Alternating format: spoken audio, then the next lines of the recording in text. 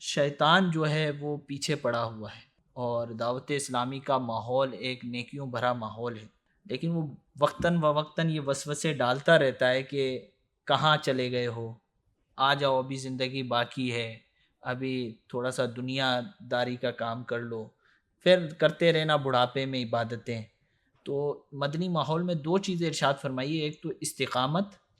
اور یہ شیطانی وسوسوں سے کس طرح بچا جائے، اس حوالے سے بھی ارشاد فرمائیے۔ ہاں دیکھیے، شیطان اور نفس نے جو نا وہ تو ہر وقت بندے کے پیچھے پڑے رہنا ہے۔ اب ہمیں اپنا یہ ذہن بنانا ہے کہ بعض اوقات جو ہے وہ بوڑھا دادا رو رہا ہوتا ہے اور اسے پوتے کی لاش پڑی ہوئی ہوتی ہے، باپ رو رہا ہوتا ہے، اسے جوان بیٹا انتقال کر گیا، ابھی شادی ہوئی تھی،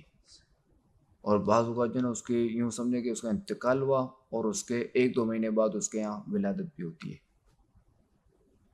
تو موت کا وقت مقرر ہے مگر ہمیں نہیں معلوم،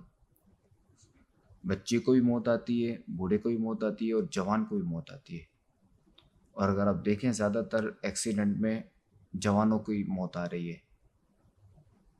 تو بندے کو اپنا ذہن یہ بنانا چاہیے کہ موت تو حق ہے، مرنا تو ہے،